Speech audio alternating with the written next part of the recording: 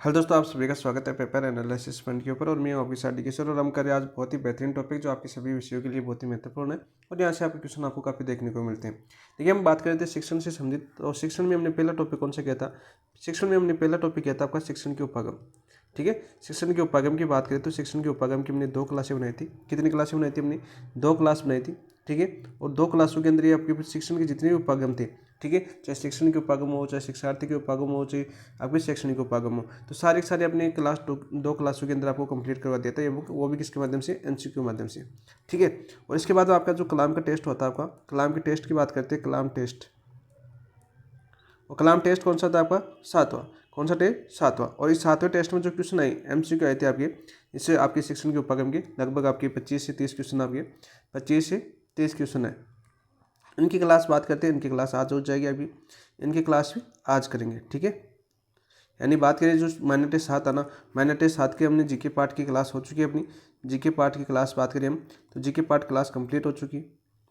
बहुत ही अच्छे से आपको पूरा रिवीजन करवा दिया, जितने भी राजवंश थे, चाहिए आपकी सभ्यताएं थी, चाहिए आपकी अदर थे, जैसे आपके आरटी 2009 थे। ठीक है, यहाँ से जितने क्वेश्चन बने थे करंट, जैसे आपके मार्च और अप्रैल के करंट के क्वेश्चन आए थे, वो सारे के सारे आपके इस क्लास के अंदर आपके क्लास नंबर 1 में हो चुके हैं आपके माइनर टेस्ट 7 के।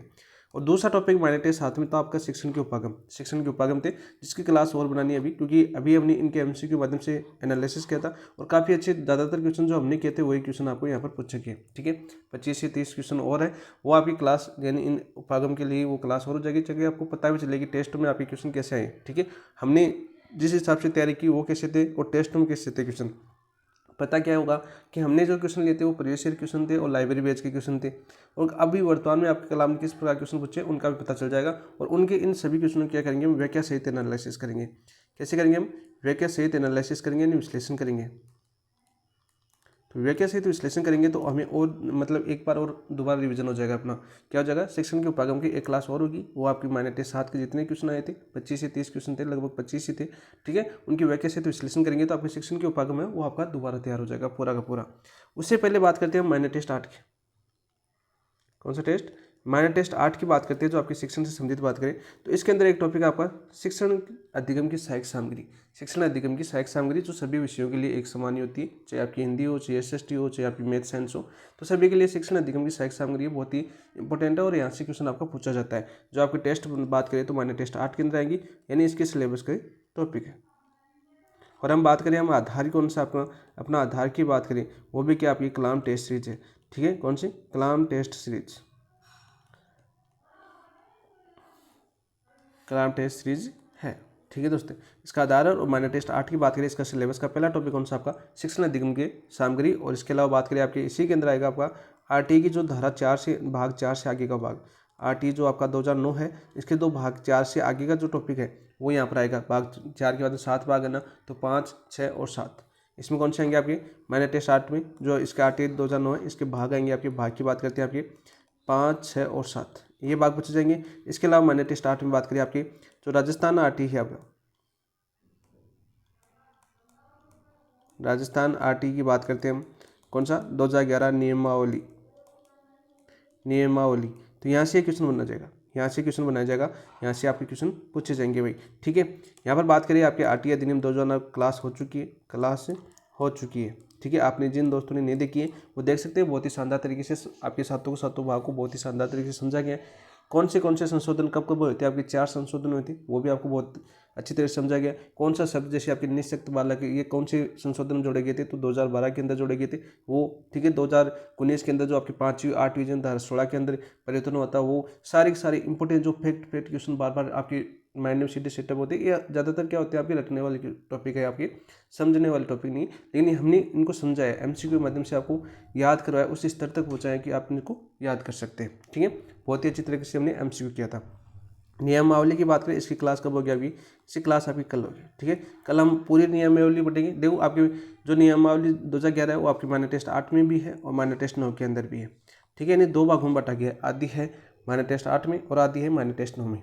उससे पहले बात करते हैं हम, करियर टॉपिक कौन सा आपका? शिक्षण अधिगम की सहायक सामग्रियाँ। ये तो हमने सिलेबस था जो आपके इन टीचिंग मेथड यानी आपके जुड़े हुए अदर पार्ट से, वो मैंने आपको बताया जो आपके माइनर टेस्ट 8 में आने वाला है। तो चलिए दोस्तों, इसकी शुरुआत करते हैं। शुरुआत करने से पहले जिन दोस्तों ने अभी तक अपने चैनल को सब्सक्राइब नहीं किया तो चैनल को सब्सक्राइब कीजिए, वीडियो को लाइक कीजिए और अपने दोस्तों के साथ शेयर कीजिए। और इसके अलावा आपको ये भी बताना है कि कमेंट के अंदर क्या बताना है कि आपको ये क्लास कैसी लग रही है, ताकि हमें भी मोटिवेशन मिले कि हम जो आपका एमसीक्यू करवा रहे हैं उसका आपको बेनिफिट मिल रहा है। ठीक है, ताकि हमें भी पता चले कि आगे की रणनीति क्या बनानी है, कैसे बनानी है, आपको किस प्रकार से ज़्यादा करें, ताकि ज़्यादा से ज़्यादा आपको बेनिफिट मिल सके। तो देखिए आज का पहला क्वेश्चन क्या है आपका, बहुत ही अच्छा क्वेश्चन है। पहला क्वेश्चन बहुत ही अच्छा क्वेश्चन है। महान दार्शनिक रूसो ने अपनी पुस्तक एमिल में शिक्षा के संबंध में क्या कहा? तो सबसे पहले आपको ये याद होना चाहिए कि जो महान दार्शनिक थे कौन, रूसो, इनकी पुस्तक का नाम क्या आपका एमिल। तो पहला क्वेश्चन आपका यहीं पर तैयार हो रहा है कि रूसो की पुस्तक का नाम पूछे तो कौन सा आपका एमिल है। ठीक है, एमिल रूसो की पुस्तक है। में शिक्षा के संबंध में क्या कहा इन्होंने। ठीक है, छात्र को मौखिक पाठ अधिक पढ़ाना चाहिए, छात्र को केवल पुस्तकीय ज्ञान पर निर्भर रहना चाहिए, छात्र को अनुभव एवं कार्य द्वारा सीखने देना चाहिए, छात्र को केवल शिक्षक के शब्दों पर विश्वास करना चाहिए। तो बताओ राइट आंसर क्या हो जाएगा भाई आपका इसका, बताओ। क्योंकि आप पढ़ाई स्टार्ट कर चुके हो, कल का दिन आपका चल चुका है, आपका संडे को टेस्ट है, तो सोमवार को आपने क्या पढ़ा उसके आधार पर मैंने पीडीएफ डाल के बोला था कि इसको पढ़ लेना, फिर आपको एमसीक्यू करना है। पीडीएफ अपने इसकी बात करें, पीडीएफ की बात करते हैं। पीडीएफ अपने चैनल है टेलीग्राम चैनल, यहाँ पर इसकी जो सिलेबस जो आपकी थ्योरी की बुकलेट है, मान लीजिए थ्योरी की है, थ्योरी डाल दी गई है। और टेलीग्राम कौन सा अपना paper analysis point, paper analysis point अपना चैनल है। यहाँ पर हमारी कलाम की बुकलेट है वो डाल चुकी है। आप पहले थ्योरी पढ़िए, थ्योरी पढ़ने के बाद एमसीक्यू कीजिए ताकि आपको ज़्यादा बेनिफिट मिले। ठीक है, पहले डायरेक्ट सीधी क्लास में देखिए, पहले थ्योरी पढ़िए। ठीक है, तो यहाँ पर देखो हमारा क्वेश्चन क्या था आपका, महान दार्शनिक रूसो ने अपनी पुस्तक एमिल में शिक्षा के संबंध में क्या कहा है। छात्र को मौखिक पाठ अधिक पढ़ाना चाहिए, छात्र को केवल पुस्तकीय ज्ञान पर निर्भर रहना चाहिए, छात्र को अनुभव एवं कार्य द्वारा सीखने देना चाहिए, छात्र को केवल शिक्षक के शब्दों पर विश्वास करना चाहिए। तो राइट आंसर क्या हो जाएगा, छात्र को अनुभव एवं कार्य द्वारा सीखने देना चाहिए। ऑप्शन नंबर 3 आपका राइट आंसर हो जाएगा। क्या हो जाएगा आपका, ऑप्शन नंबर 3 आपका राइट आंसर हो जाएगा। ये फैक्ट क्वेश्चन है और सीधा ये पूछा जाता है, याद करना। नेक्स्ट क्वेश्चन की बात करते हैं, क्वेश्चन नंबर 2 क्या आपका, भारतीय शिक्षा आयोग 1964-66 ने कहा है। ये बहुत ही अच्छा क्वेश्चन है। ठीक है, बहुत ही अच्छा क्वेश्चन आपके एग्जाम में पूछा गया क्वेश्चन है। भारतीय आयोग 1964-66 ने कहा है, विद्यालय में शिक्षा का स्तर उठाने के लिए देश अत्यंत आवश्यक है। इसमें कोई संदेह नहीं कि ये शिक्षा के क्षेत्र में क्रांति ला सकते हैं। शिक्षण विद्या, पाठ्य पुस्तक, शिक्षण सहायक साधन या मूल्यांकन। बहुत ही अच्छा क्वेश्चन है। हम क्या पढ़ रहे हैं आपका, शिक्षण सहायक साधन। ऑप्शन नंबर 3 आपका राइट आंसर हो जाएगा। क्या हो जाएगा आपका, ऑप्शन नंबर 3 आपका राइट आंसर हो जाएगा। सीधा क्वेश्चन पूछा जाता है। तो सीधा सीधा क्वेश्चन क्या पूछा जाता है कि भारतीय शिक्षा आयोग, तो यहाँ पर देखो भारतीय शिक्षा आयोग कब आया था ये भी पूछ लिया जाता है। तो 1964-66 का था। कब का था, 1964-67 का था। ये क्वेश्चन भी काफ़ी बार पूछा गया है, ये भी याद करना आपको। विद्यालयों में शिक्षा के स्तर को उठाने के लिए देश अत्यंत आवश्यक है, जिसमें कोई संदेह नहीं कि ये शिक्षा के क्षेत्र में क्रांति ला सकते हैं। तो वो शिक्षण सहायक साधन है। कौन से, शिक्षण सहायक साधन। ऑप्शन नंबर 3 आपका राइट आंसर हो जाएगा। ऑप्शन नंबर 3 आपका राइट आंसर हो जाएगा। नेक्स्ट क्वेश्चन की बात करें, एक फैक्ट क्वेश्चन और है जो हम पृष्ठभूमि की बात करें, जो आपके सीधे सीधे पूछे जाते हैं उन क्वेश्चनों की। निम्नलिखित में से कौन सा कथन शिक्षण सहायक सामग्री के प्रयोग को सही रूप से दर्शाता है। निम्नलिखित में से कौन सा कथन शिक्षण सहायक सामग्री के प्रयोग को सही रूप से दर्शाता है। वेरी वेरी इंपॉर्टेंट क्वेश्चन है और बार बार ये रिपीट होता है, बार बार रिपीट होता है। क्या दे रखा है, देखो, शिक्षण सहायक सामग्री को केवल साध्य के रूप में प्रयोग करना चाहिए, शिक्षण सहायक सामग्री को केवल विद्यार्थी द्वारा प्रयोग करना चाहिए, शिक्षण सहायक सामग्री को साधन के रूप में प्रयोग किया जाना चाहिए, साध्य के रूप में नहीं, शिक्षण सहायक सामग्री का प्रयोग आवश्यक नहीं है। बताओ राइट आंसर क्या हो जाएगा आपका, राइट आंसर हो जाएगा शिक्षण सहायक सामग्री को साधन के रूप में प्रयोग किया जाना चाहिए, साध्य के रूप में नहीं। सीधा आंसर हो जाएगा ऑप्शन नंबर 3।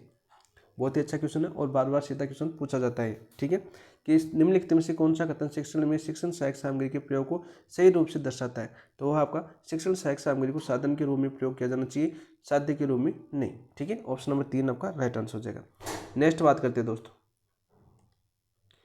निम्नलिखित में से किसने शिक्षण में सर्वदर्शी सामग्री के महत्व को इस प्रकार परिभाषित किया है कि शिक्षक इसे छात्रों की एक से अधिक इंद्रियों को प्रभावित करके पाठ्य वस्तु को सरल, रुचिकर और प्रभावशाली बनाता है। बताओ भाई, किसी वैज्ञानिक ने लिखा है, मेकॉन ए रॉबर्ट्स, एसीडेंट बर्टन, थर्ट एवं गेवरिच। बताओ राइट आंसर क्या होगा इसका। तो राइट आंसर क्या हो जाएगा दोस्त, राइट आंसर हो जाएगा आपका ऑप्शन नंबर 1, मेकॉन व रॉबर्ट्स। देखो, मेकॉन और रॉबर्ट्स ने कहा है कि शिक्षक सर्वदर्शी सामग्री के द्वारा छात्रों की एक से अधिक इंद्रियों की बात करें, एक से अधिक इंद्रियों को प्रभावित करके पाठ्य वस्तु को सरल, रुचिकर और प्रभावशाली बनाता है। किसने कहा, आपके मेकॉन व रॉबर्ट्स ने कहा। इसके अलावा इन तीनों की परिभाषा आपकी पूछी जा चुकी है। बात करें इन्होंने क्या कहा था, जैसे बात करें हम आपकी सबसे पहले बात करें इंसिडेंट की। इंसिडेंट ने क्या कहा था कि शिक्षण अधिगम सामग्री का तात्पर्य उस समस्त सामग्री से, शिक्षण अधिगम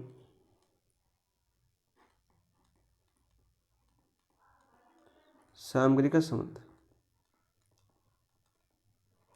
शिक्षण अधिगम सामग्री का संबंध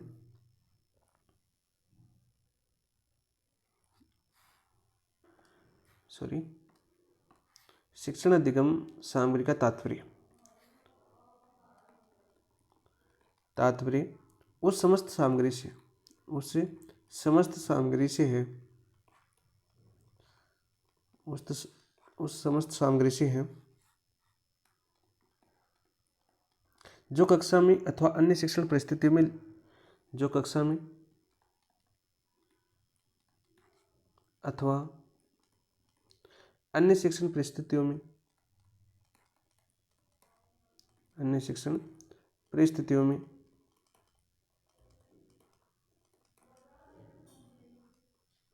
अन्य शिक्षण परिस्थितियों में लिखित अथवा बोली हुई,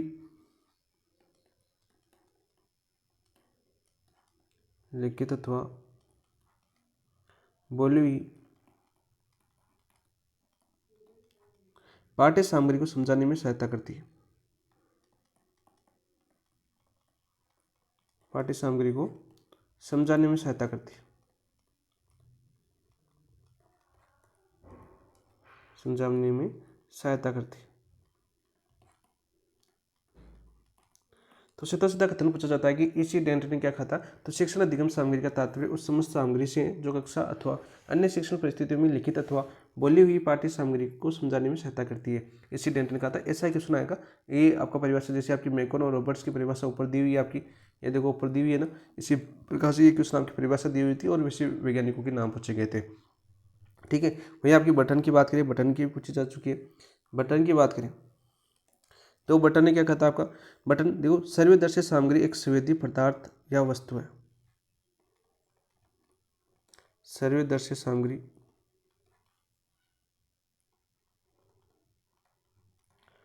वह संवेदी पदार्थ, वह संवेदी पदार्थ या वस्तु है, या वस्तु है जो अधिगम को प्रारंभ एवं प्रेरित करती है,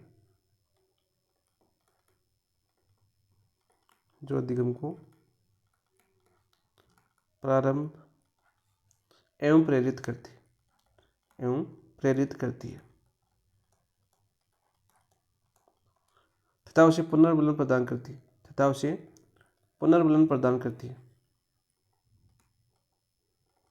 पुनर्बलन प्रदान करती है,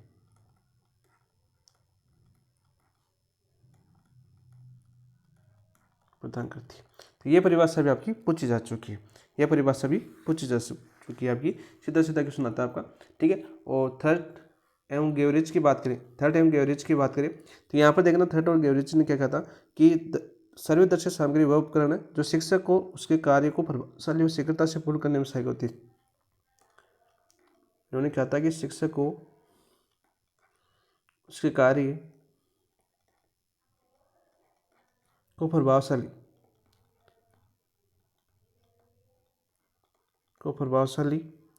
व शीघ्रता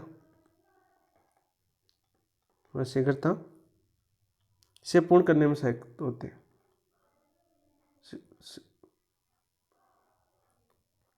शीघ्रता से पूर्ण करने में प्रभावशाली होते हैं।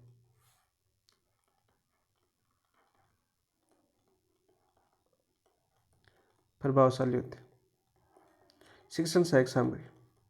ठीक है, वेरी वेरी इंपॉर्टेंट है आपका, वेरी वेरी इंपॉर्टेंट है क्योंकि सबसे ज़्यादा बार रिपीट यही हुआ है, सबसे ज़्यादा बार क्वेश्चन आपका ये रिपीट हुआ है। देखो यहाँ पर बात करते हैं दोस्तों, इस परिभाषा थी थोड़ी सी बोर मत हो जाना क्योंकि टीचिंग मेथड होते हैं ऐसे। ठीक है, निम्नलिखित में से किसने शिक्षण में सर्वदर्शी सामग्री के महत्व को इस प्रकार परिभाषित किया कि शिक्षक इसे छात्रों की एक से अधिक इंद्रियों को प्रभावित करके पाठ्य वस्तु को सरल, रुचिकर तथा प्रभावशाली बनाता है। तो मेकन व रॉबर्ट्स।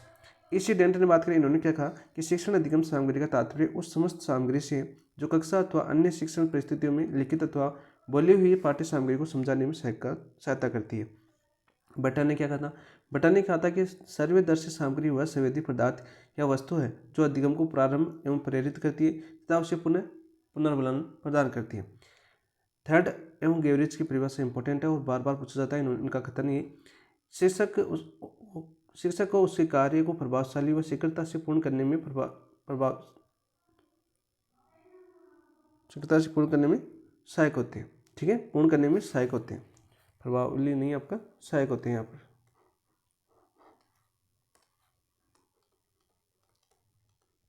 सहायक होते हैं। ठीक है, तीनों की तीनों यानी चारों की चारों परिभाषा इंपॉर्टेंट है और चारों की चारों बार बार रिपीट होती है। इसके अलावा एक परिभाषा आपकी एडगर डेल की परिभाषा है जो बार बार आपकी कथन है वो पूछा जाता है, वो आगे क्वेश्चन में देख लेंगे। नेक्स्ट क्वेश्चन की बात करते हैं दोस्तों, निम्नलिखित में से कौन से सिद्धांत शिक्षण सामग्री का प्रयोग में निहित है? कौन से सिद्धांत शिक्षण सामग्री के प्रयोग में निहित है, बताओ भाई। तो पहला सिद्धांत क्या दे रखा है आपका? पहला सिद्धांत दे रखा है आपका अनुवर्तन एवं मूल्यांकन का सिद्धांत, दूसरा दे रखा है आपका प्रेरणा का सिद्धांत, तीसरा दे रखा है आपका निर्माण का सिद्धांत और चौथा दे रखा है आपका रुचि का सिद्धांत। कौन सा? रुचि का सिद्धांत। तो हमें पूछा है कि सिद्धांत शिक्षण सामग्री के प्रयोग में निहित है, कौन कौन से हैं? तो देखो, आपकी अनुवर्तन एवं मूल्यांकन का सिद्धांत भी निहित है, ठीक है, प्रेरणा का सिद्धांत भी निहित है, निर्माण का सिद्धांत भी निहित है, रुचि का सिद्धांत भी निहित है। तो राइट आंसर क्या हो जाएगा आपका? उपयुक्त सभी। ऑप्शन नंबर 4 आपका राइट आंसर हो जाएगा। ऑप्शन नंबर 4 है राइट आंसर हो जाएगा। इनके अलावा अन्य सिद्धांतों की बात करें, अन्य और भी सिद्धांत आपके वो भी याद करो। अन्य सिद्धांत बात करें, इनके अलावा की बात करें हम, जो आपके सीधे सीधे पूछे जाते हैं। यदि क्वेश्चन पूछा है तो अगले क्वेश्चन में मान लीजिए आपके क्वेश्चन अदर 4 आ जाए और ऐसा क्वेश्चन पूछ ले, ठीक है। तो यहाँ पर बात करें अन्य कौन से, अन्य सारे के सारे आपको याद होने चाहिए। तो देखो, चयन का सिद्धांत एक होता है आपका चयन का सिद्धांत, चयन के सिद्धांत पर भी आधारित है चयन का सिद्धांत, ठीक है। दूसरे की बात करें आपका प्रस्तुतिकरण का सिद्धांत, जो मोस्ट इंपॉर्टेंट है, प्रस्तुतिकरण का सिद्धांत।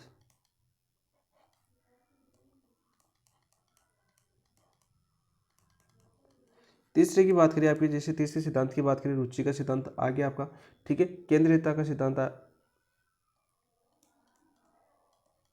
केंद्रीयता का सिद्धांत। चौथे की बात करें हम, जैसे आपका अनुक्रिया का सिद्धांत, अनुक्रिया का सिद्धांत, जो सीधे सीधे आपके एग्जाम में पूछे जाते हैं, ठीक है। इसके अलावा कौन सा हो गया भाई? भौतिक नियंत्रण आ गया आपका, भौतिक नियंत्रण का सिद्धांत, भौतिक नियंत्रण का सिद्धांत। ये सिद्धांत भी किस में निहित है? आपके शिक्षण सामग्री के प्रयोग में निहित है। इसके अलावा एक और सिद्धांत है, जैसे प्रेरणा का सिद्धांत हो गया आपका तैयारी का सिद्धांत। कौन सा? तैयारी का सिद्धांत, तैयारी का सिद्धांत। तो ये सारे के सारे आपके कौन से थे? शिक्षण सहायक सामग्री में प्रयोग में निहित होने वाले सिद्धांत थे। अनुवर्तन एवं मूल्यांकन का सिद्धांत, प्रेरणा का सिद्धांत, निर्माण का सिद्धांत, रुचि का सिद्धांत, चयन का सिद्धांत, प्रस्तुतिकरण का सिद्धांत। तो चयन और प्रस्तुतिकरण का सिद्धांत बार बार पूछा जाता है, इंपॉर्टेंट है। केंद्रीयता का सिद्धांत भी आपका पूछा जा चुका है एग्जाम के अंदर, ठीक है। अनुक्रिया का सिद्धांत, भौतिक नियंत्रण का सिद्धांत और तैयारी का सिद्धांत भी आपका पूछा जा चुका है, ठीक है। 4 क्वेश्चन आपके पूछे जा चुके हैं। तो ऑप्शन नंबर 4 आपका राइट आंसर हो जाएगा। क्या हो जाएगा आपका? ऑप्शन नंबर 4 राइट आंसर हो जाएगा। नेक्स्ट क्वेश्चन की बात करते हैं दोस्तों, निम्नलिखित में से कौन से लाभ शिक्षण सहायक सामग्री के प्रयोग में पर्याप्त है? कौन से लाभ शिक्षण सहायक सामग्री के प्रयोग में प्राप्त है, ये मैं बताना था। लाभ की बात करें तो यहाँ पर बात करें, अभिप्रेरणा का रोचक बनाना, विषय वस्तु को रोचक बनाकर छात्रों को रुचि जागृत करना, बिल्कुल राइट है। पिछड़े बालकों की सहायता यानी चित्र, फिल्म, मॉडल आदि में अधिगम में मदद करना, बिल्कुल राइट है। कक्षा का वातावरण सजीव व सक्रिय बनाना, शिक्षक और छात्र का अनुभव साझा करना, ये भी सम्मिलित है। अनुशासनहीनता की समस्या के हल में सहायक कक्षा में रोचकता और ध्यान केंद्रित करना, बिल्कुल राइट है। तो यहाँ पर देखो, इन चीज़ों को याद करना, अभिप्रेरणा तथा रोचक बनाना, पिछड़े बालकों की सहायता करना, कक्षा का वातावरण सजीव सक्रिय बनाना, अनुशासनहीनता की समस्या को हल में सहायक है आपके कौन से? शिक्षण सहायक सामग्री, इन सभी में सहायक है। तो राइट आंसर तो क्या हो जाएगा आपका? Option number 4। इसके अलावा बात करें, जैसे आपकी सहायक सामग्रियों की बात करें, अन्य किसमें सहायक है आपकी? जैसे बात करें आपकी इंद्रियों के अनुभव प्राप्त करने में भी सहायक है, इंद्रियों के अनुभव प्राप्त करना, इंद्रियों के अनुभव प्राप्त करना। प्राप्त करना पूछा जाता है सीधा सीधा। ठीक है, ज्ञानेंद्रिय ज्ञान का द्वार होती है, ज्ञान से प्राप्त किया जा सकता है, जो ज्ञान से प्राप्त किया जाता है। सीधा सीधा क्वेश्चन पूछा जाता है, ज्ञानेंद्रिय है वो ज्ञान का द्वार होती है, ज्ञानेंद्रिय ज्ञान का द्वार होती है, द्वार होती। याद रखना दोस्तों, सीधा सीधा क्वेश्चन पूछा जाता है। विषय वस्तु की स्पष्टता में भी आपकी सहायक सामग्री महत्व है आपकी, किसमें? विषय वस्तु की स्पष्टता, विषय वस्तु की स्पष्टता पूछा जाता है क्वेश्चन बार बार, ये क्वेश्चन भी आपका आ चुका है। इसके अलावा बात करें प्रत्यक्ष अनुभव का विकल्प भी आपका, तीसरी बात करें हम आपके प्रत्यक्ष अनुभव का विकल्प, अनुभव का विकल्प कौन सी आपकी सहायक सामग्रियाँ महत्व है। ठीक है, जैसे चार्ट, चिन्ह अथवा मॉडल प्रस्तुत करने में विषय वस्तु को बोधगम्य बनाया जा सकता है। ठीक है, सीधा सीधा क्वेश्चन पूछ लिया जाता है। अभिप्रेरणा और रोचक बनाना, पिछड़े बालकों की सहायता करना, कक्षा में वातावरण सक्रिय बनाना, अनुशासनहीनता की समस्या को हल करना। इसके अलावा आपकी कल्पना व निरीक्षण शक्ति का विकास, कल्पना व निरीक्षण शक्ति का विकास, शक्ति का विकास, वैज्ञानिक दृष्टिकोण का विकास, वैज्ञानिक दृष्टिकोण का विकास,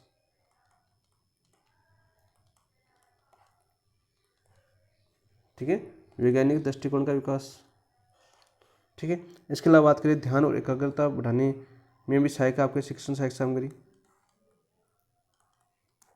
ध्यान और एकाग्रता बढ़ाने में सहायक, बढ़ाने में सहायक। तो ये सारे के सारे हैं आपके जो शिक्षण सहायक सामग्री की आवश्यकता व महत्व है, क्या आपकी शिक्षण सहायक सामग्री की जो महत्व है, ये सारे के सारे जो आपके सीधे आपके एग्जाम में पूछे जाते हैं। और यहाँ से क्वेश्चन आपको पूछा भी गया हुआ है, जो मैंने आपको करवाया है। ठीक है, कौन सा क्वेश्चन आपका क्वेश्चन पूछा गया था कि निम्नलिखित कौन से लाभ शिक्षण सहायक सामग्री में प्रयोग से प्राप्त होते हैं। तो इंद्रियों के अनुभव प्राप्त करना भी शिक्षण सहायक सामग्री से प्राप्त होता है। विषय वस्तु की स्पष्टता भी शिक्षण सामग्रियाँ महत्व है। प्रत्यक्ष अनुभव का विकल्प भी शिक्षण सहायक सामग्रियाँ हैं। कल्पना व निरीक्षण शक्ति का विकास भी सहायक सामग्रियों के माध्यम से। वैज्ञानिक दृष्टिकोण का विकास ध्यान और एकाग्रता बढ़ाने में सहायक है। तो राइट आंसर जगह आपका ऑप्शन नंबर 4। नेक्स्ट बात करते हैं, एक क्वेश्चन कठिनाइयों का आएगा। लो आ गया भाई, निम्नलिखित में से कौन सी कठिनाइयाँ शिक्षण सहायक सामग्री के उपयोग में आती हैं। निम्नलिखित में से कौन सी कठिनाइयाँ शिक्षण सहायक सामग्री के उपयोग में आती हैं। कक्षा में छात्रों की अधिक संख्या, जैसे आपकी सभी चार्ट, छत्र चार्ट, ग्राफ व अन्य सहायक सामग्री की ठीक से नहीं देख पाते। बिल्कुल, ये भी आपका पीछे के बालकों को स्पष्ट रूप से दिखाई नहीं देता यदि आप चार्ट बना के लाते हो, यदि वो सुव्यवस्थित नहीं है। उपयुक्त सामग्री की अनुपलब्धता, किसी विशेष पाठ योजना के लिए आवश्यक सामग्री नहीं मिल पाती। बिल्कुल राइट, किसी विशेष जो बात करें आपके पाठ के लिए आवश्यक सामग्री भी नहीं मिल पाती है। बिल्कुल सही आपकी। ठीक है, नेक्स्ट देखिए आपकी समय की कमी। तो निर्धारण समय अवधि में हर विषय के लिए सामग्री उपयोग संभव नहीं है होता है। बिल्कुल, स्कूलों में तो लैब वगैरह भी नहीं होती है, आप सभी को पता है। तो समय की कमी भी होती है इसमें। ठीक है, निर्धारित समय अवधि में हर विषय के लिए सामग्री का उपयोग संभव नहीं होता है। शिक्षण सहायक सामग्री की बात करें तो बिल्कुल राइट है। सुविधाओं की कमी, जैसे आपके प्रकाश, पानी और बिजली असमर्थ व्यवस्था, ठीक है, टाइम पर नहीं होती है सारी।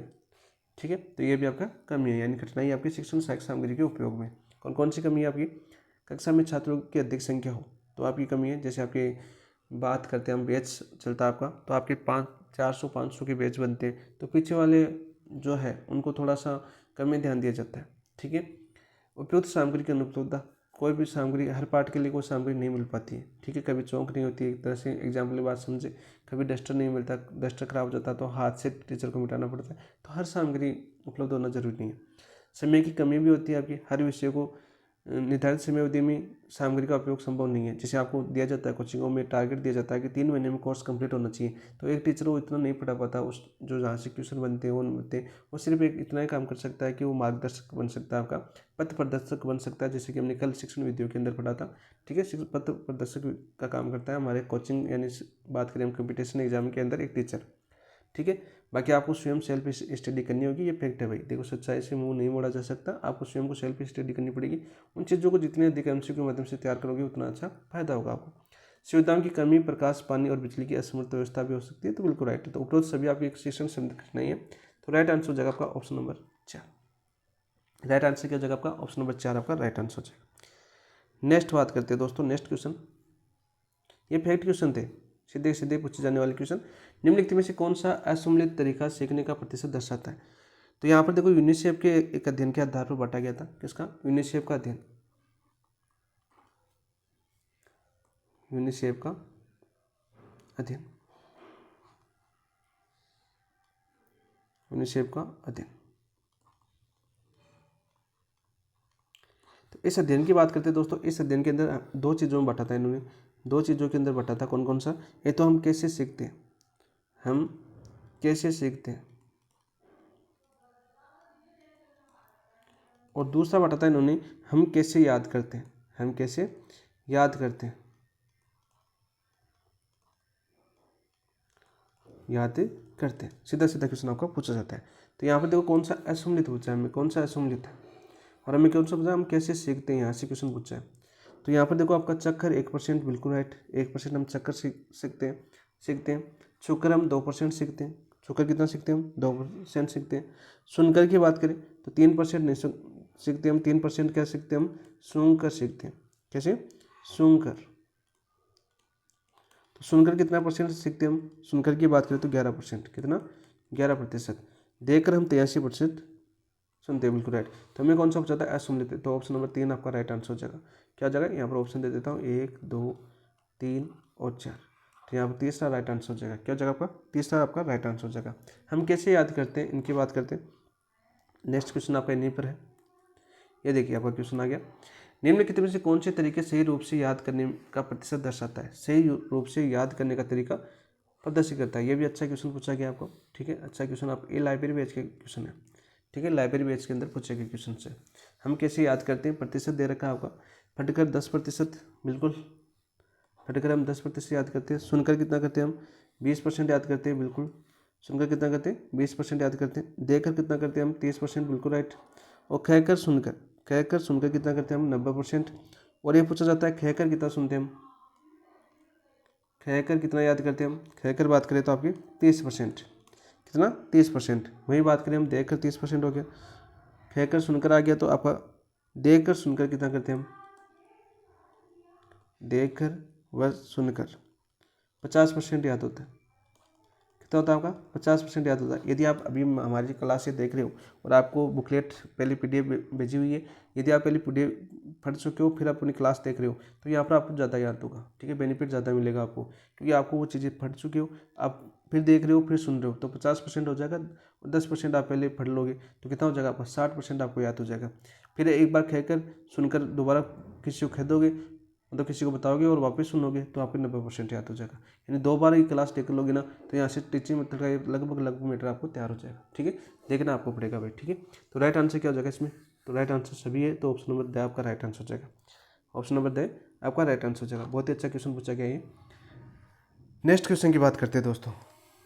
ये देखिए आपके, निम्नलिखित में से किसने शिक्षण सहायक सामग्री की सापेक्षिक प्रभावशीलता को अनुभव का त्रिकोण के रूप में प्रस्तुत किया? अनुभव के त्रिकोण के रूप में प्रस्तुत किया। वेरी वेरी इंपॉर्टेंट क्वेश्चन है, वेरी वेरी इंपॉर्टेंट क्वेश्चन है, और ये बार बार आपकी रिपीट होता है।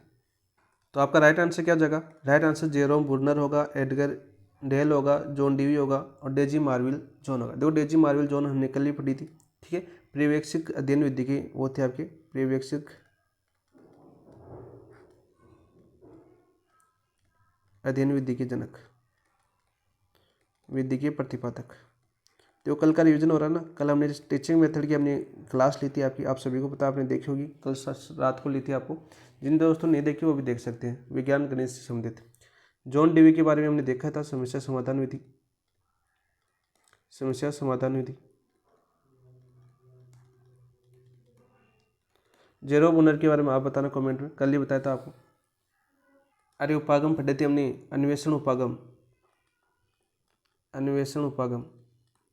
देखो उपागम की क्लास हो चुकी है भाई अपनी, फिर से याद करवा रहा हूँ। क्या करूँ, याद करवाना पड़ता है मुझे तो बच्चा कौन सा होगा? Option number 2। जहाँ भी मुझे ऐसे शब्द दिखते हैं ना मैं तुरंत वहाँ पर लिख देता हूँ। मेरा MCQ करने का जो तरीका था ना उस टाइम भी ऐसा था, और काफ़ी टीचरों ने उसने कहा कि आपका तरीका, और मैंने लाइब्रेरी में बहुत से दोस्तों को वो तरीका सिखाया। कैसे सिखाया कि जहाँ भी आपको ऑप्शन दिखे ना, तैयारी के दौरान क्या होता है, हमें हर चीज़ याद करनी होती है। ये टीचर क्या होता है, टीचर को सिर्फ उसका सब्जेक्ट पढ़ाना होता है। एक जो तैयारी करता है उसको क्या होता है, उसको सारी चीज़ें पढ़नी पड़ती है, ठीक है। जितना भी सिलेबस है, हिंदी भी पढ़नी पड़ती है उसको, गणित भी पढ़नी पड़ती है, जीके भी पढ़ना पड़ता है, ठीक है, मैथ भी पढ़नी पड़ती है, तो सारे विज्ञान पढ़नी पड़ती है, तो सारे सब्जेक्ट पढ़ने पड़ते हैं। इसलिए उसको क्या करना चाहिए, जितने भी ऑप्शन, जैसे अब आप MCQ प्रैक्टिस करोगे ना, तब जहाँ पे जो ऑप्शन देखे वो उससे संबंधित जो याद आ रहा है ना, उसको वहाँ पर लिखो, ठीक है। तुरंत चाहे आप MCQ की जो भी बुक है आपके पास, उसमें सारे ऑप्शनों का वर्णन क्या करो, व्याख्या करा करो, खुद लिख के रोज 1 घंटा। मैं कहता हूँ तैयारी और ब्रिलियंट हो जाएगी, आपको जीके में भी कहीं दिक्कत नहीं होगी। जिन साइंस मैथ वालों की तो जीके में प्रॉब्लम होती है ज़्यादा, तो उनकी भी वो जीके में प्रॉब्लम नहीं होगी, ठीक है। तरीका होता है, हर चीज़ को आप डाल सकते हो, ठीक है। मनोविज्ञान कहती है आप किसी भी चीज़ को सीख सकते हो, ठीक है। तो ऑप्शन नंबर 2 आपका राइट आंसर हो जाएगा, ऑप्शन नंबर 2 आपका राइट आंसर हो जाएगा। तो यहाँ में ये पूछा गया था क्वेश्चन, निम्नलिखित में से किसने शिक्षण सामग्री की सापेक्षिक प्रभावशीलता अनुभव का त्रिकोण, ठीक है, के रूप में प्रस्तुत किया, तो एडगर डेल ने। किसने किया, एडगर डेल ने। ऑप्शन नंबर बी आपका राइट आंसर हो जाएगा। इनके अलावा बात करें, इनकी एक पुस्तक पूछी जाती है, इनकी बुक का नाम याद करना दोस्तों, बुक का नाम, ठीक है, बहुत ही इंपॉर्टेंट है और बार बार पूछा जाता है। ये तो क्वेश्चन ये सीधा रिपीट हो जाता है, एक इनकी बुक का नाम रिपीट होता है। तो इनकी बुक का नाम क्या था आपका, audio visual method in teaching, audio visual method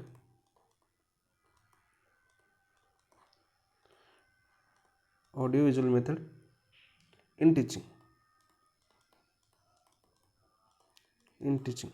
तो याद करना दोस्तों, वेरी वेरी इंपॉर्टेंट है, वेरी वेरी इंपॉर्टेंट है। वह इनका उद्देश्य, उद्देश्य की बात करें तो इनका उद्देश्य क्या था आपका, उद्देश्य देखो, शिक्षण सहायक सामग्री तथा सहायक प्रणालियों की सापेक्षिक, शिक्षण सहायक सामग्री,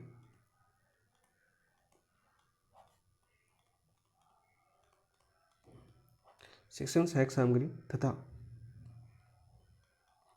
सहायक प्रणालियों, सहायक प्रणालियों की बात करें,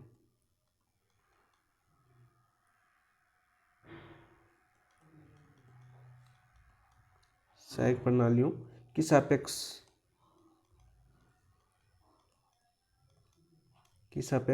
प्रभावशीलता को स्पष्ट करना,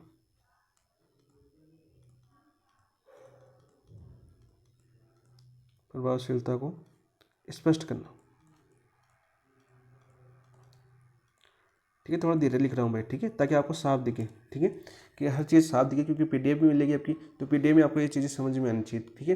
तो इसलिए थोड़ा धीरे लिख रहा हूँ मैं, ना। निम्नलिखित में से किसने शिक्षण सहायक सामग्री की सापेक्षिक प्रभावशीलता को, देखो, सापेक्षिक प्रभावशीलता को क्वेश्चन में दे रखा था आपको, ठीक है, जो अनुभव का त्रिकोण के रूप में प्रस्तुत किया, एडगर डेल। इनकी बुक का नाम क्या था, audio visual method in teaching.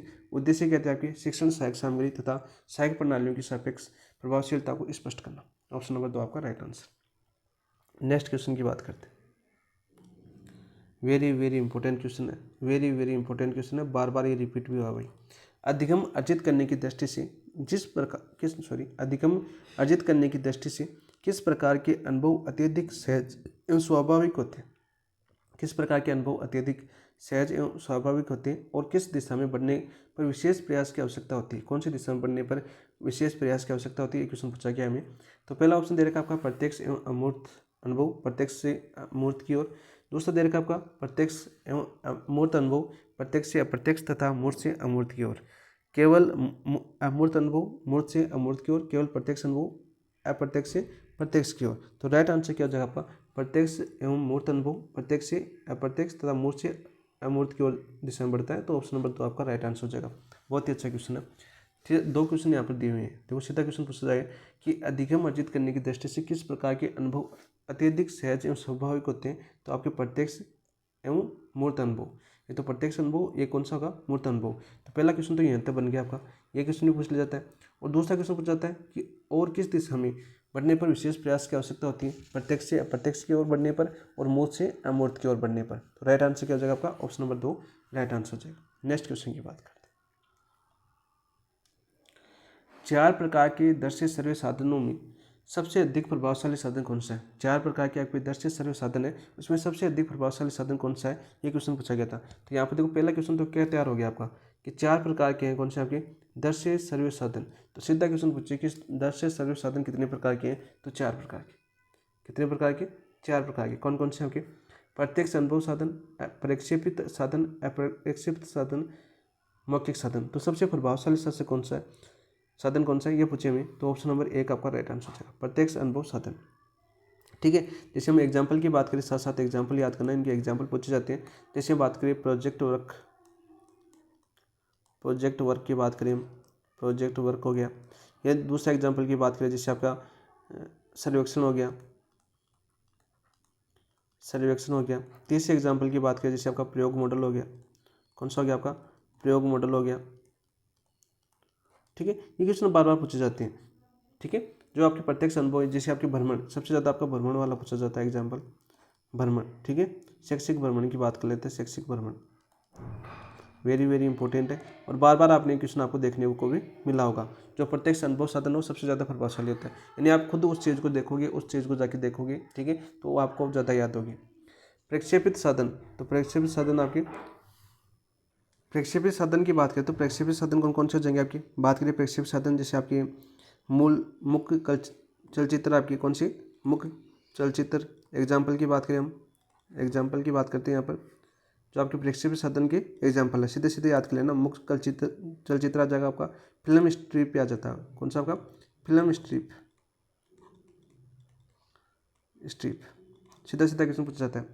अप्रक्षेपित साधन की बात करें हम, अप्रक्षेपित साधन की बात करें हम, नॉन प्रोजेक्टेड एड की बात करें, जैसे आपकी बात करें शब्दों बुलेटिन बोर्ड, आपका कौन सा बुलेटिन बोर्ड,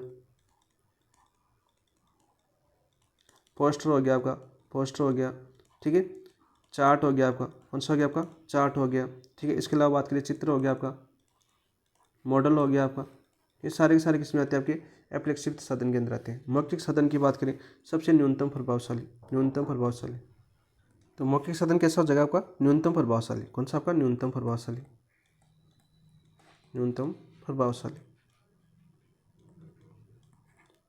सीधा क्वेश्चन आपका पूछ लिया जाता है। तो मैं क्या पूछा था कि सर्वदर्शी साधनों में बात करें सबसे अधिक प्रभावशाली साधन कौन सा है, सर्व प्रभावशाली साधन कौन सा हो गया आपका प्रत्यक्ष अनुभव साधन। तो बहुत ही अच्छा क्वेश्चन था, ठीक है। यानी पूछे सबसे अधिक प्रभावशाली साधन कौन सा है, तो प्रत्यक्ष अनुभव साधन है, और सबसे न्यूनतम प्रभावशाली साधन कौन सा आपका, तो यहाँ पर हो जाएगा मौखिक साधन, न्यूनतम प्रभावशाली साधन लिख देता हूँ ताकि आपको समझ में आए। एग्जाम्पल मैंने दे दिया, ठीक है। तो बात करें एग्जाम्पल जैसे मौखिक शिक्षण, एग्जाम्पल की बात करें जैसे आपका मौखिक शिक्षण, मौखिक शिक्षण, ठीक है, सीधा सीधा क्वेश्चन पूछा जाता है। जो मौखिक शिक्षण है वो किस आपका मौखिक साधन में जो आपके सीधा बोलकर भाषण देना होता है आपका, सीधा सीधा क्वेश्चन आपको समझ सकते हो। तो सबसे कम प्रभावशाली आपके अनुभव शंकु की बात करें जो आपकी एडगर डेल द्वारा दिया गया था, तो ऑप्शन नंबर एक आपका राइट आंसर हो गया। नेक्स्ट क्वेश्चन की बात करते हैं दोस्तों, नेक्स्ट क्वेश्चन क्या आपका, यहाँ पर देखिए बहुत ही अच्छा क्वेश्चन है, और आपका ये क्वेश्चन भी बार बार पूछा जाता है। एडगर डेल आपके शिक्षण में बहुत ज़्यादा महत्व है इनका, और सबसे ज़्यादा क्वेश्चन पूछा भी जाता है। देखो एडगर डेल ने अपने अनुभव शंकु में कितने प्रकार के वर्गीकरण प्रस्तुत किए, कितने प्रकार के वर्गीकरण प्रस्तुत किए ये आपको बताना है, ठीक है। 9 के, 10 के, 11 के या 12 के, तो राइट आंसर कितना हो जाएगा आपका, राइट आंसर हो जाएगा आपका 11 के। कितने के आपके 11 के, और वो आपको याद होना चाहिए, याद होना चाहिए, यानी वो डायग्राम आपको याद होना चाहिए। यानी सबसे बात करें सबसे पहले कौन सा आता है आपका वास्तविक प्रत्यक्ष अनुभव, हम बात करें जैसे डायग्राम तो बन जाएगा, तो नहीं बनेगा यहाँ पर, लेकिन फिर भी याद कर लेते हैं। देखो पहला है आपका वास्तविक, वास्तविक प्रत्यक्ष अनुभव, प्रत्यक्ष अनुभव, ठीक है।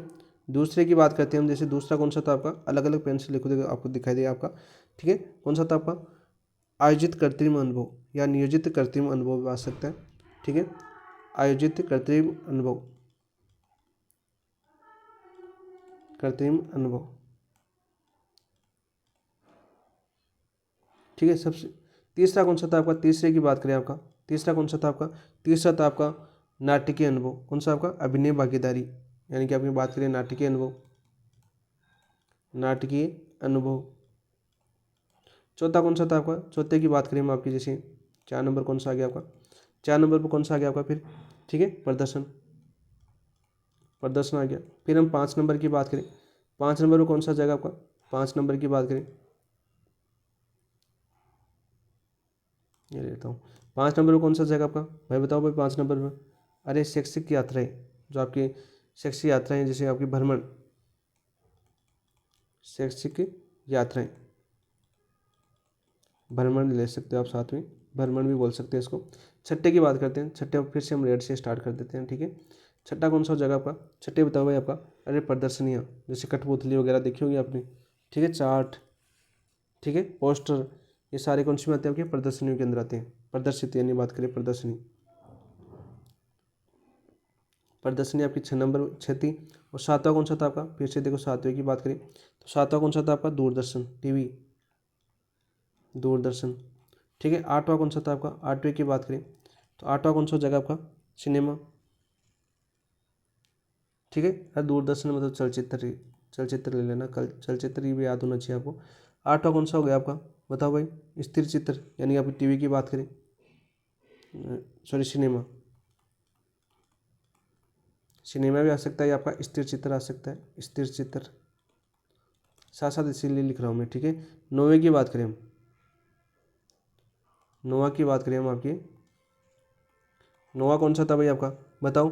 रेडियो प्रसारण, कौन सा आपका? रेडियो प्रसारण, रेडियो प्रसारण, ठीक है। 10वां कौन सा था आपका? 10वें की बात करें आपके, 10 नंबर की बात करें तो 10वां कौन सा था आपका? दर्शात्मक प्रतीक, प्रतीक। और 11वां कौन सा था आपका? 11वें की बात करें हम आपके, अंतिम 11वें की बात करें तो आपका मौखिक आ जाएगा। कौन सा जगह? शाब्दिक प्रतीक, शाब्दिक प्रतीक।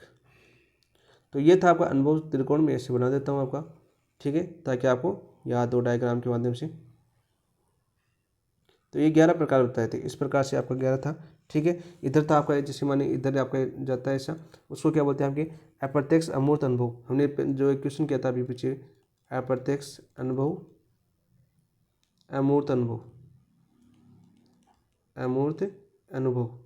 अब ये क्वेश्चन आया था ना पीछे, भाई किस दिशा में जाना चाहिए? तो अप्रत्यक्ष से अमूर्त जाना चाहिए और प्रत्यक्ष से मूर्त की ओर जाना चाहिए, यानी प्रत्यक्ष से मूर्त की पूछे तो ऊपर से नीचे। इधर से आए तो कौन सा जगह आपका? प्रत्यक्ष मूर्त अनुभव, प्रत्यक्ष मूर्त अनुभव, इधर हो गया, ठीक है। तो ऐसे आपको याद करना था ये सारा का सारा, ठीक है। ये याद होना चाहिए। एडगर डेल का अनुभव शंकु है ये आपका, ठीक है। शंकु बना नहीं है, वैसे टिक्का होता है शंकु। शंकु कैसा होता है आपका? इस प्रकार का होता है, लेकिन हमारे पास जितने साधन है उस हिसाब से आपको समझ में आना चाहिए। तो वो दोबारा याद कर लीजिए एक बार। एडगर डेल ने अपने अनुभव शंकु में कितने प्रकार के वर्गीकरण प्रस्तुत किए? 9 किए, 10 किए, 11 किए या 12 किए? तो 11 किए। पहला पहला कौन सा था आपका? नीचे से स्टार्ट करते हैं हमेशा।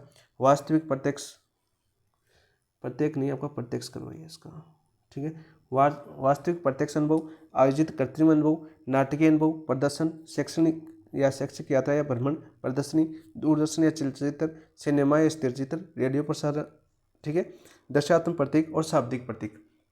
ये सारे के सारे क्वेश्चन आपके पूछे जाते हैं, ठीक है। सारे के सारे क्वेश्चन ऐसे बनता है और इंपॉर्टेंट क्वेश्चन है भाई। नेक्स्ट बात करते हैं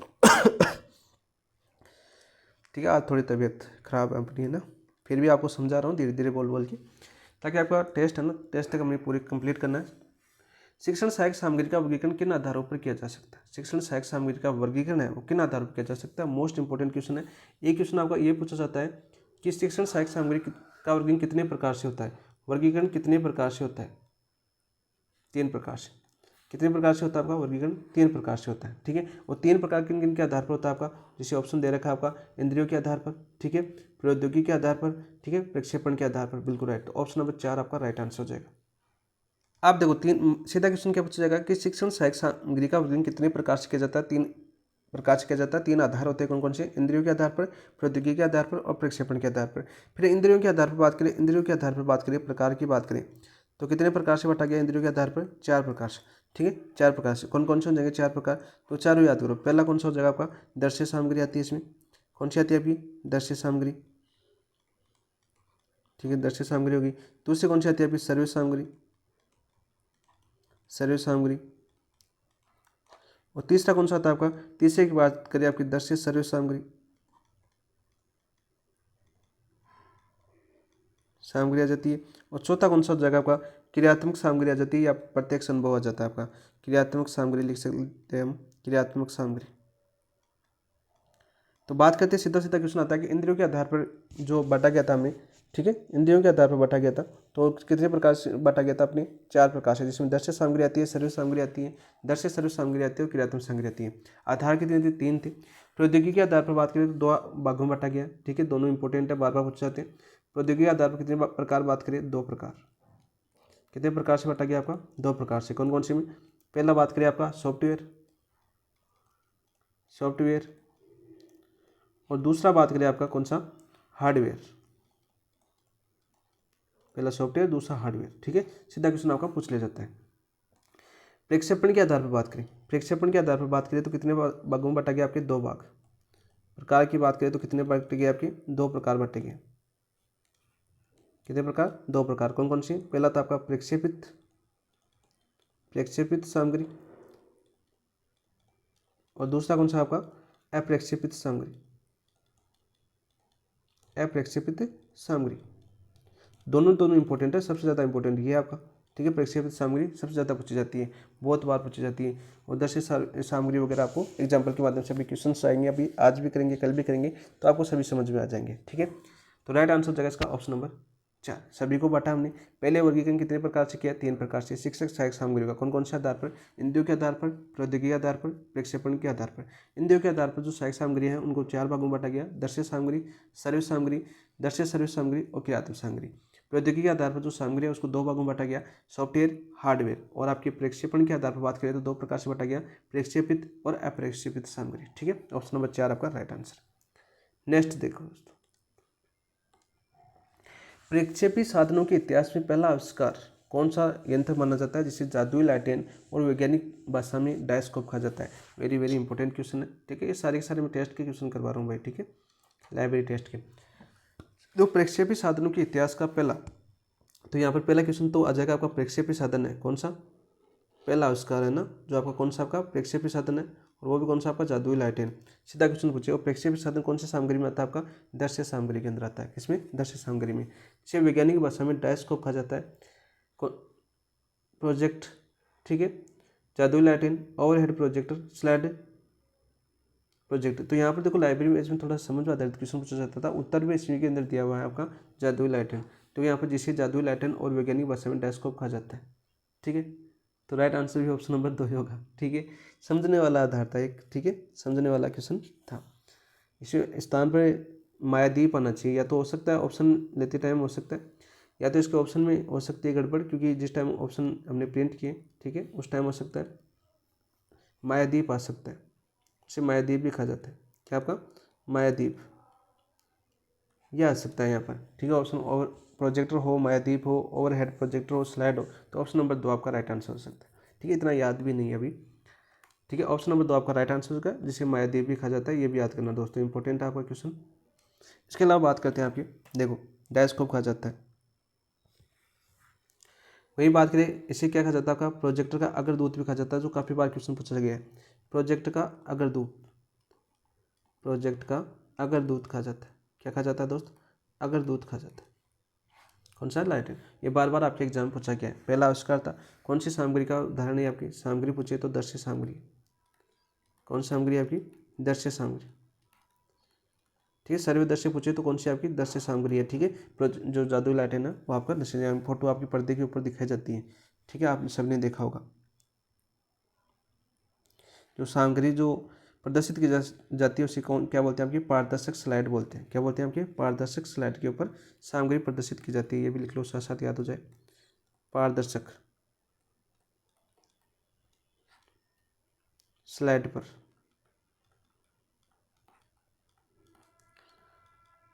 सामग्री प्रदर्शित की जाती है, तो यहाँ पर क्या आएगा क्वेश्चन? कैसी आपकी? पारदर्शक। ये इंपॉर्टेंट बनता है। एक अपारदर्शी आता है, एक क्या आता है? आपका पारदर्शी आता है। तो आपकी बात करें जादुई लालटेन कैसे? आपका पारदर्शक। कैसे? आपका पारदर्शक। ठीक है, ऑप्शन नंबर 2 आपका राइट आंसर हो जाएगा। नेक्स्ट बात करते हैं दोस्तों, एपिस्कोप का उपयोग किस प्रकार की वस्तुओं को प्रदर्शित करने के लिए किया जाता है? आगे देखो दोस्तों, आगे देखो क्वेश्चन, मैंने अभी बताया था क्वेश्चन आएगा।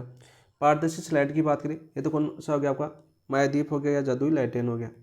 ठीक है, क्या हो गया आपका? जादुई लालटेन भी बोल सकते हैं, लालटेन भी बोल सकते हैं उसको, या इसको मायादीप भी बोल सकते हैं। क्या बोल सकते हैं? मायादीप। ये तो हो गया पारदर्शी स्लाइड प्रदर्शित करता है। ठीक है, इंपॉर्टेंट क्वेश्चन है, बार बार पूछा जाता है। प्रक्षेपित फिल्म मौखिक शिक्षण सामग्री अपारदर्शी वस्तु है, तो ऑप्शन नंबर 2 आपका राइट आंसर हो जाएगा। क्या हो जाएगा आपका? ऑप्शन नंबर 2 आपका राइट आंसर हो जाएगा। अपारदर्शी वस्तुओं को प्रदर्शित करने के लिए किसका उपयोग किया जाता है? एपिस्कोप का प्रयोग किया जाता है। जैसे बात करें एग्जाम्पल के तौर पर समझे, एग्जाम्पल के तौर पर समझे तो कैसा, छायाचित्र पाठ्य पुस्तक, छायाचित्र हो गया आपका, पाठ्य पुस्तक हो गई आपकी, पाठ्य पुस्तक हो गई आपकी, ठीक है। किसका प्रयोग किया जाता है इनको प्रदर्शित करने में? अपारदर्शी वस्तुएं, और उनके लिए किसका उपयोग किया जाता है? एपिस्कोप का उपयोग किया जाता है। वेरी वेरी इंपॉर्टेंट क्वेश्चन है। और कैसी सामग्री है आपकी? एपिस्कोप कैसी सामग्री है? साथ साथ याद करना, दृश्य सामग्री कैसी है भाई? दृश्य सामग्री है। और यहाँ पर ये चीज़ और याद रखना, दृश्य सामग्री में भी कौन सी सामग्री है आपकी? प्रक्षेपी सामग्री। कौन सी? प्रक्षेपी सामग्री।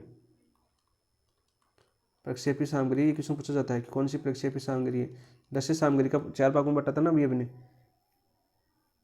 दृश्य सामग्री को 4 भागों में बांटा गया, प्रक्षेपी सामग्री, प्रतीकात्मक सामग्री, और प्रदर्शनपट सामग्री, और आयामी सामग्री, ठीक है। तो ये आपकी प्रक्षेपी है। और आपकी जो जादुई लाइटें है ये भी कैसी सामग्री आपकी? प्रक्षेपी है, ठीक है। कैसी आपकी? प्रक्षेपी, ये भी याद करना साथ साथ, ठीक है। गलत मत कर देना भाई, दोनों पूछे जाते हैं, दृश्य सामग्री, प्रक्षेपी सामग्री। तो दृश्य सामग्री का एक प्रकार है प्रक्षेपी सामग्री। 4 प्रकार में बटा गया दृश्य सामग्री, कितने में? 4 प्रकार में। ऐसे समझ लो, देखो 4 प्रकार आपके दृश्य सामग्री के। कौन कौन से हैं देखो, याद करवाने के लिए मैं यहीं पर बता देता हूँ। जैसे आपकी प्रतीकात्मक है आपका, पहला कौन सा आपका? प्रतीकात्मक, ताकि आप कन्फ्यूज ना हो। दूसरे की बात करें, दूसरा कौन सा था आपका? प्रदर्शन पट, प्रदर्शन पट, थोड़ी सी मोटे लिख देता हूँ ताकि आपको समझ में आए। तीसरा कौन सा था आपका? तीसरे की बात करें, आयामी, ठीक है, आयामी सामग्री, ठीक है। और चौथा कौन सा आपका? प्रक्षेपी, प्रक्षेपी। तो ये 4 प्रकार से बांटा गया है दृश्य सामग्री को, ठीक है। चारों के चारों अभी फटेंगे, आगे क्वेश्चन भी आएंगे, लेकिन यहाँ पर कन्फ्यूजन ना हो जाओ इसलिए बता रहा हूँ। तो ऑप्शन नंबर 2 आपका राइट आंसर हो जाएगा। नेक्स्ट बात करते हैं दोस्तों, वेरी वेरी इंपॉर्टेंट क्वेश्चन है, वेरी वेरी इंपॉर्टेंट क्वेश्चन है, बार बार पूछा जाता है। देखो, एपीडायस्कोप, चित्र विस्तारक यंत्र, एपीडायस्कोप जो आपके चित्र विस्तारक यंत्र है, किस प्रकार की सामग्री को प्रदर्शित करने में सक्षम है, और इसका निर्माण किन 2 यंत्रों के संयोजन से हुआ है? तो 2 यंत्र कौन से पढ़े अभी अपने, जो दोनों क्वेश्चन पीछे पढ़े हैं वही आपका क्वेश्चन यहाँ पर पूछा गया। केवल पारदर्शी सामग्री, प्रोजेक्टर प्लस ओवरहेड प्रोजेक्टर का मिश्रण है? नहीं, इसका मिश्रण नहीं, ये गलत हो जाएगा। केवल अपारदर्शी वस्तु, देखो केवल पारदर्शी तो कौन करता है आपका? जादुई लालटेन। कौन करता है आपका? जादुई लालटेन, लालटेन करता है, ठीक है, ठीक है, माया देवी बोलते हैं। अपारदर्शी वस्तु कौन करता है आपका? एपीडायस्कोप। कौन करता है आपका? एपिस्कोप। कौन करता है आपका? एपिस्कोप, एपिस्कोप, जैसे कि ऑप्शन में दे रखा है। पारदर्शी और अपारदर्शी दोनों प्रकार की सामग्री और एपिस्कोप प्लस डायस्कोप का मिश्रण है कौन सा? एपीडायस्कोप। तो ऑप्शन नंबर 3 आपका राइट आंसर हो जाएगा। ऑप्शन नंबर 3 आपका राइट आंसर हो जाएगा। और कैसी सामग्री आपकी? सामग्री की बात करें तो प्रक्षेपी सामग्री है। कैसी आपकी? प्रक्षेपी सामग्री है, प्रक्षेपी सामग्री है। और प्रक्षेपी सामग्री किसके अंदर आती है आपकी? दृश्य के अंदर। किसके अंदर? आपके दृश्य सामग्री के अंदर, दृश्य सामग्री के अंदर। क्योंकि ये क्वेश्चन पूछा जाता है आपका, दृश्य कौन सी है, दृश्य कौन सी, दृश्य सामग्री कौन सी है आपकी, सर्व सामग्री कौन सी है, दृश्य सर्व सामग्री कौन सी है, ठीक है। तो यहाँ पर क्वेश्चन साथ साथ याद करो भाई। आपकी 2-3 पढ़ चुके हैं प्रक्षेपी सामग्री के, 3 पढ़ चुके, कौन सा? तो एक तो पढ़ चुके जादुई लालटेन, ये भी आपकी प्रक्षेपी सामग्री है, ठीक है। एपीस्कोप, ये भी आपकी प्रक्षेपी सामग्री है। और आपके अभी एपीडायस्कोप पढ़ चुके हैं, प्रक्षेपी सामग्री है, ठीक है। ओवरहेड प्रोजेक्टर है, ये भी कैसा आपका? प्रक्षेपी सामग्री है, प्रक्षेपी सामग्री। देखो प्रक्षेपी सामग्री पूरी पढ़ चुके हैं। इनके अलावा एक स्लाइड और आता है, इनके अलावा क्या आता है आपका? स्लाइड्स। पीछे क्वेश्चन में आया था कि स्लाइड्स नहीं आएगा। इनके अलावा जो स्लाइड्स है वो भी किसमें आता है? प्रक्षेपी सामग्री के अंदर आता है। तो राइट आंसर क्या हो जाएगा? Option number 3। हम बात करें दृश्य सामग्री का, जो चौथा भाग था आपका प्रक्षेपी सामग्री, वो पूरा पढ़ चुके हैं, ठीक है। जितने भी आपके आते हैं आपके, वो सारे के सारे आपको बता चुके हैं यहाँ पर। नेक्स्ट क्वेश्चन की बात करते हैं। ओवरहेड प्रोजेक्टर की सबसे बड़ी विशेषता क्या है? बार बार पूछा जाता है, इंपॉर्टेंट क्वेश्चन है दोस्तों। ओवरहेड प्रोजेक्टर की सबसे बड़ी विशेषता क्या है? अध्यापक अपनी मेज के पास रखकर सामग्री प्रक्षेपित कर सकता है, केवल छायाचित्र दिखाने के लिए उपयोग होता है, इसमें सामग्री केवल डिजिटल रूप से होती है, इसे केवल अपारदर्शी वस्तु के लिए प्रयोग किया जाता है। तो अपारदर्शी वस्तु की बात करें तो अपारदर्शी वस्तु के लिए किसको प्रयोग किया जाता है? बताओ भाई। अरे मायादीप को। किसको? मायादीप को, या एपिस्कोप को? तो एपिस्कोप किया जाता है, एपिस्कोप। साथ साथ याद करना, देखो मैं बार बार रिवीजन करवा दूंगा कि अपारदर्शी वस्तु के लिए किसका उपयोग किया जाता है? एपिस्कोप का। तो राइट आंसर क्या जाएगा इसका? ऑप्शन नंबर 1 आपका राइट आंसर हो जाएगा। ऑप्शन नंबर 1 आपका राइट आंसर हो जाएगा कि ओवरहेड प्रोजेक्टर की सबसे बड़ी विशेषता क्या है? अध्यापक अपनी मेज के पास रखकर सामग्री प्रक्षेपित कर सकता है। अध्यापक अपनी मेज के पास रखकर सामग्री प्रदर्शित कर सकता है, सीधा क्वेश्चन पूछा जाता है। ठीक है, इसके अलावा इसके जो गुण है वो भी याद कर लेना। लाभ की बात करें, ओवरहेड प्रोजेक्ट है, सबसे पहले तो कैसी सामग्री है वो याद करो। देखो सामग्री कैसी है, ये आपकी दृश्य सामग्री के अंदर आती है। कैसी आपकी प्रक्षेपित सामग्री। क्वेश्चन बार बार पूछा जाता है भाई, इसलिए मैं बार बार बता रहा हूँ ताकि आपको भी याद हो। और ये किस में आता है आपका, दृश्य साधन के अंदर, ठीक है, या दृश्य सामग्री के अंदर। तो यहाँ पर देखो दोस्तों, बात करते हैं इनके जो गुण है, गुण या लाभ की बात कर लेते हैं यहाँ पर। तो लाभ देखो यहाँ पर पढ़ चुके हैं, बड़ी विशेषता है तो लाभ भी पढ़ो। देखो बड़ी स्लाइडों का प्रयोग किया जा सकता है इसमें। कैसी, बड़ी स्लाइडों का प्रयोग, बड़ी स्लाइडों का प्रयोग किया जाता है आपका ओवरहेड प्रोजेक्टर के अंदर। और सबसे ज़्यादा क्वेश्चन बनता है यहाँ से, इन प्रक्षेपियों से सबसे ज़्यादा क्वेश्चन बनता है। आपने प्रीवियस ईयर क्वेश्चन निकालिए तो आपने देखे होंगे। ठीक है, प्रोजेक्टर का उपयोग बड़ा सरल होता है इसमें। जो आपके जो प्रोजेक्टर है का उपयोग बड़ा सरल,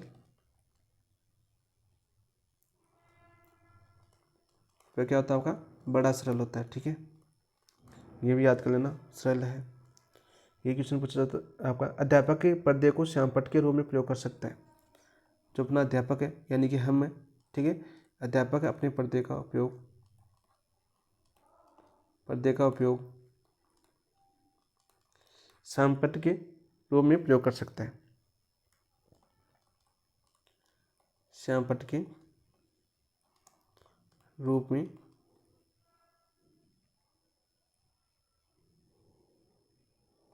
कर सकता है। तो यहाँ पर याद करना, इसको मिटा देना थोड़ा सा। ठीक है, देखो यहाँ पर आ जाएगा, अध्यापक पर्दे को उपयोग श्यामपट्ट के रूप में कर सकता है। ठीक है, ये अच्छी लाइन है आपकी, याद करना दोस्तों। ये सारे लाभ है किसके, आपके ओवरहेड प्रोजेक्टर के, जो पूछे जाते हैं आपके। तो ऑप्शन नंबर 1 आपका राइट आंसर हो जाएगा। नेक्स्ट बात करते हैं दोस्तों, नेक्स्ट क्वेश्चन क्या है आपका, ट्रांसपेरेंसी किस प्रकार की सामग्री होती है और इसका उपयोग किस यंत्र के साथ किया जाता है। वेरी वेरी इंपॉर्टेंट क्वेश्चन है, वेरी वेरी इंपॉर्टेंट क्वेश्चन है। देखो ट्रांसपेरेंसी किस प्रकार की सामग्री होती है और इसका उपयोग किस यंत्र के साथ किया जाता है। अपारदर्शी शीट, एपिस्कोप, पारदर्शी plastic sheet, overhead projector, digital slide, computer projector, केवल मौखिक सामग्री, श्वेत फलक। तो राइट आंसर क्या हो जाएगा भाई आपका, राइट आंसर हो जाएगा ऑप्शन नंबर 2, पारदर्शी प्लास्टिक शीट्स और हेड प्रोजेक्टर के साथ इसका उपयोग किया जाता है। वेरी वेरी इंपॉर्टेंट क्वेश्चन है, यहाँ से ये क्वेश्चन बार बार पूछा भी गया है, बार बार रिपीट भी हुआ है। ठीक है, याद करना दोस्तों, ऑप्शन नंबर 2 आपका राइट आंसर हो जाएगा। नेक्स्ट क्वेश्चन की बात करते हैं हम। यहाँ पर देखो, फिल्म स्ट्रिप को अन्य किस नाम से जाना जाता है। फिल्म स्ट्रिप को अन्य किस नाम से जाना जाता है। फिल्म खंड, ओवरहेड स्लाइड, डिजिटल स्लाइड या अपारदर्शी चित्र। तो आपकी किस में जाना जाता है, आपका फिल्म खंड के रूप में। ऑप्शन नंबर 1 आपका राइट आंसर हो जाएगा। क्या हो जाएगा आपका, ऑप्शन नंबर 1 आपका राइट आंसर हो जाएगा। फिल्म और इसके अलावा आपका जो फिल्म स्प्लिट है, इसे और किस नाम से जाता है, चित्रपट्टी भी बोला जाता है इसको। क्या बोला जाता है आपका, चित्रपट्टी। ये भी नाम आपको बार बार देखने को मिलता है। ठीक है, सीधा सीधा क्वेश्चन पूछ लिया जाता है। और इसमें बात करें, इसमें जो प्रक्षेपित किया जाता है फिल्म, जिस यंत्र से फिल्म खंड को प्रक्षेपित किया जाता है वो कौन सा है। नोट्स लगा के याद करना, इसको काफ़ी बार पूछा गया है कि जिस यंत्र से फिल्म खंड को प्रक्षेपित किया जाता है,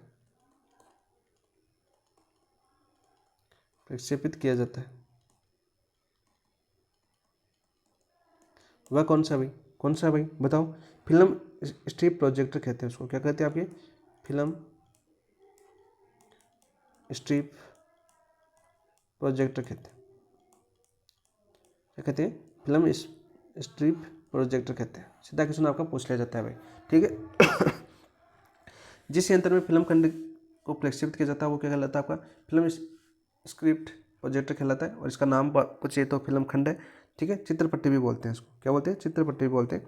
ऐसे क्वेश्चन पूछे जाते हैं। और ये किसका उदाहरण है भाई, कैसी सामग्री है आपकी, प्रक्षेपित सामग्री है। देखो आप आ गया ना, प्रक्षेपित सामग्री। कैसी, प्रक्षेपित सामग्री, जो बार बार पूछ लिया जाता है। नेक्स्ट क्वेश्चन की बात करते हैं दोस्तों, भारत में विद्यालयों के लिए रेडियो का प्रसारण कब प्रारंभ हुआ था।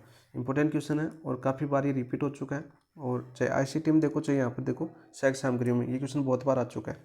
भारत में विद्यालयों में रेडियो का प्रसारण कब प्रारंभ हुआ था। 1927 से मुंबई में, 1937 में कोलकाता में, 1938 में दिल्ली में, 1895 मुंबई में। तो राइट आंसर क्या हो जाएगा आपका, ऑप्शन नंबर, बताओ भाई, ऑप्शन नंबर 2 आपका राइट आंसर हो जाएगा। 1937 में कोलकाता से आपका विद्यालय के अंदर आपका पहला प्रारंभ हुआ था, तो ऑप्शन नंबर 2 आपका राइट आंसर हो गया। देखो बात करते हैं सबसे पहले रेडियो की बात करते हैं। यहाँ पर रेडियो क्वेश्चन आ गया, तो रेडियो को समझ लो। यहाँ पर तो रेडियो की बात करते हैं, तो रेडियो का आविष्कार किसने किया था? पहला क्वेश्चन आविष्कार से आता है आपका। सीधा क्वेश्चन पूछे सरल तो आविष्कार ही पूछेगा, तो आविष्कार किसने किया था? जी मार्कोनी ने। किसने किया था आपका? जी मार्कोनी ने आविष्कार किया था। ठीक है दोस्त, सीधा क्वेश्चन आता है। कब किया था?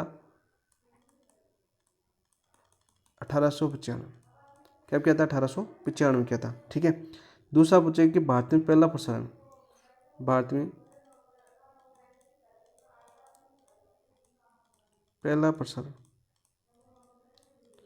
भारत में पहले प्रसारण की बात करें, वो आता आपका मुंबई से। कहाँ से? बम्बई से। और कब आता आपका? 23 जुलाई 1927 को। 23 जुलाई 1927 को। वेरी वेरी इंपॉर्टेंट क्वेश्चन है भाई, पूछा जाता है सीधा सीधा क्वेश्चन। ठीक है। विद्यालयों कब आपका? 1837 में कोलकाता से प्रारंभ हुआ, और व्यापक पैमाने पर विद्यालयों में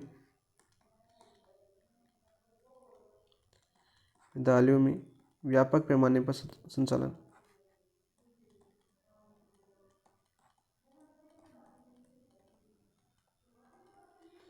कब हुआ आपका? बताओ भाई। 1938 के अंदर पूछ ले जाते हैं। तो ये थे आपकी। और ये कैसा बात करें, रेडियो कैसा सामग्री है आपकी? कैसा सामग्री आपकी? सर्व सामग्री, जो बार बार आपके एग्जाम में पूछी जाती है। नेक्स्ट क्वेश्चन की बात करते हैं दोस्तों। ग्रामोफोन या फोनोग्राफ किस प्रकार का उपकरण है और इसका उपयोग किस लिए किया जाता है?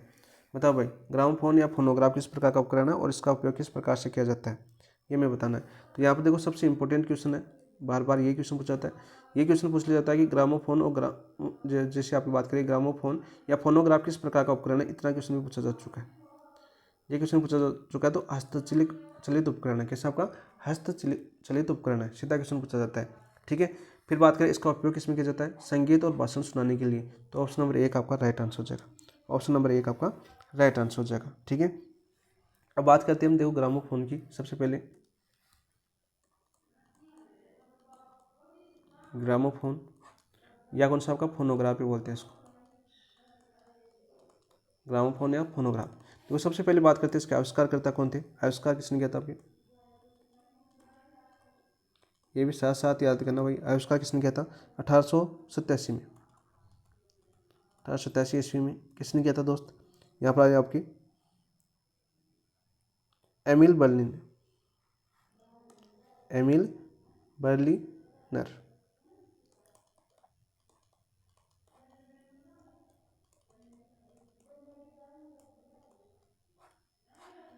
एमिल बर्लिनर ने किया था। ठीक है। 1837 के अंदर, सॉरी 1887 के अंदर। सीधा सीधा क्वेश्चन पूछा जाता है ग्रामोफोन का। किसका? ग्रामोफोन का। ठीक है। और वही बात करें फोनोग्राफ का, फोनोग्राफ की बात करें, इसको अलग अलग लिख लेते हैं। ठीक है। फोनोग्राफ का अलग क्या था वैज्ञानिक ने? फोनोग्राफ की बात करें, नीचे लिख कर लेता हूँ मैं। फोनोग्राफ की बात करें, इसका आविष्कार की बात करें, इसका आविष्कार किसने किया था आपके? इसका आविष्कार किया था आपका थॉमस एडिसन ने। Thomas Edison. कब किया था आपका? 1877 में। कब किया था आपका?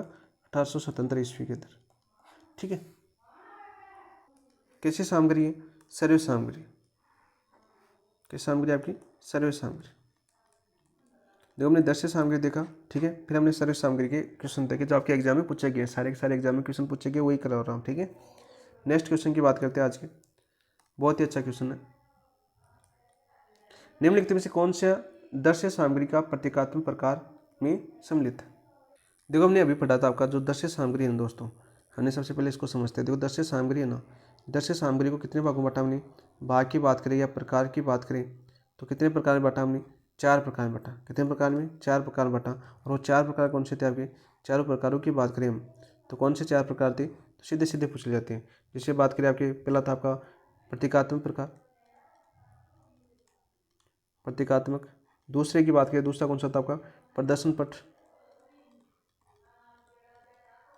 तीसरे की बात करें आयामी सामग्री, आयामी सामग्री। और चौथे की बात करें हम जैसे आपकी प्रक्षेपी सामग्री। इंपॉर्टेंट तो सभी है, लेकिन सबसे ज़्यादा क्वेश्चन कहाँ से पूछा गया आपका, प्रक्षेपी सामग्री से पूछा गया। कहाँ से? प्रक्षेपी सामग्री ज़्यादा इंपॉर्टेंट है, क्योंकि क्वेश्चन ज़्यादा यहाँ से पूछे गए, जैसे हम कर भी चुके हैं आपके 3-4 क्वेश्चन।